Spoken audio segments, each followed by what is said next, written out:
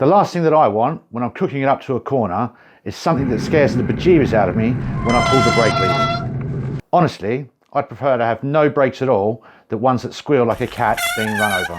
The truth is, the manufacturers and the mechanic who did the final assembly on your bike, they don't care. Why? Because they can't hear you and your noisy bike. And besides, they need to keep their costs down to make a profit. Here's the kicker. They don't even know the foundations of quiet brakes.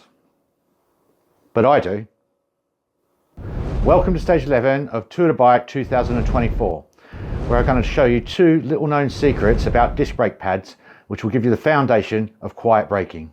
It's not rocket science. In fact, one of these tricks is standard practice at your local car mechanics. The other is used for high performance motorbike and car brake pads, straight out of the box by the manufacturers. Stick around because I'm going to give you a few of my top sweet tips for making the pad replacement quicker and easier. So buckle your toe straps, let's get into it right now and show you how to silence those brakes right from the start. We're going to get started with the rear brake this time. Get the wheel out of the bike, and the first thing we're going to do is undo the brake caliper fixing bolts and push the caliper as far away from the frame as we possibly can, and then just nip them back up. This is going to make it easy to get the pads in and out so they don't foul on anything. Often they just catch on the adapter that the caliper is screwed to. Remove the retaining clip off the bolt that holds the brake pads in, and then go round to the other side of the bike and unscrew the bolt and put both of these aside somewhere safe. Undo the pinch bolt and let the caliper release, because this will make the pads easier to get out, but it'll make them much easier to get back in. These brakes have an adjuster for the pads on each side. You want to back these right off, and again, it'll make the pads easy to get out and back in. These pads only come out from the bottom, so I'm just going to push them from the top and catch them with my hand underneath. Try not to drop them on the floor because you don't want the friction material to get contaminated with any oil or whatnot. Once the pads are out, put them somewhere where they won't get contaminated by anything in the workshop. I always put them so the biting material is face up.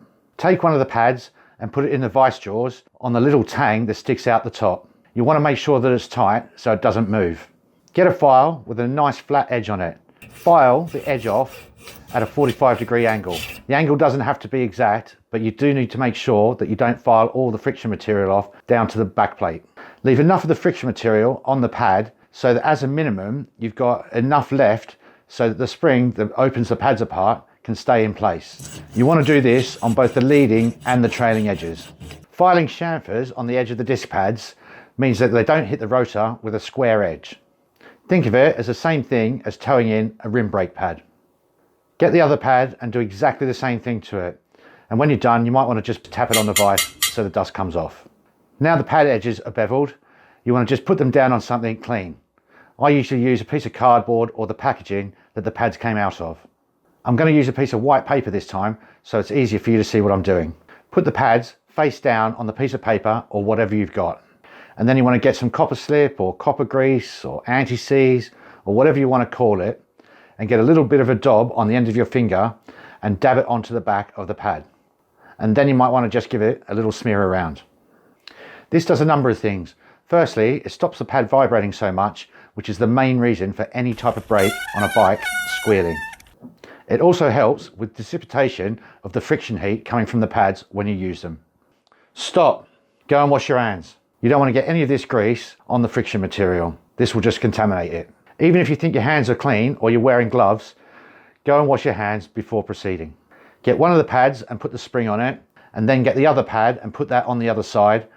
Hold them together at the top, and then go over to the caliper and put them back in as you swap hands so that you can push them up from the bottom. You must be careful not to get any grease that you might have on your fingertips now onto the friction material. So I just push the pads up from the very bottom. And you can see one of these pads hasn't gone all the way in. So I'm just going to get a little screwdriver and just push it up from the bottom to make sure it's high enough in the caliper. Have a look at the top to see if the holes where the retaining bolt goes through all line up. These ones are a little bit high, so I'm just going to push them down a little bit. Push the bolt through, and a top tip here is to put a little bit of grease on the thread. This will make them easy to get out in the future, and there's no chance for that bolt seizing in. This is especially important with the new Shimano brakes, which have a flathead screwdriver fitting on the end of them. I usually wait till the end to put the clip back onto the end of the retaining pin, but we may as well do it now so we don't forget it. Loosen off both the bolts that retain the caliper to the frame or the adapter. The reason we're doing this is so that the caliper can just float around while we're trying to get the wheel back in. It's just going to mean there's less fighting between the rotor and the disc pads. Once the wheel's back in, you want to go to the adjusters on either side that push the pads back in. On this one, the left hand pad is showing loads more than the right hand one. So I'm going to start with the right hand side. Screw the adjuster in until the pad just touches the rotor. And then go to the left hand side and screw that one back in until it just about touches the rotor as well. You still want the rotor to move freely through the caliper if the wheel was spun. Pull the caliper arm forward and do up the pinch bolt so the pads are actually holding onto the rotor. We're basically centralizing the caliper over the rotor where it naturally sits. Now that's done, you want to nip up the fixing bolts that hold the caliper to the frame or the adapter in this case.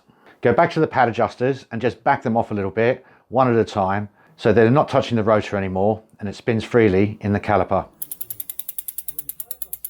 Now the rear one's done, you want to go to the front brake and do exactly the same things that we did to the rear. These brakes are now ready to set up. Got any aha moments? Drop them in the comments. That's it for this stage, but don't hit the brakes just yet. Up next is stage 12 of Tour de Bike 2024. In this stage, we'll be heading back to the brake area again, where I'm going to show you how to finesse these brakes to get optimal braking without the squeal, thanks to the preparation we've just done. So if you're ready for smoother, quieter and more controlled braking, you're not going to want to miss this stage. You're going to love the results.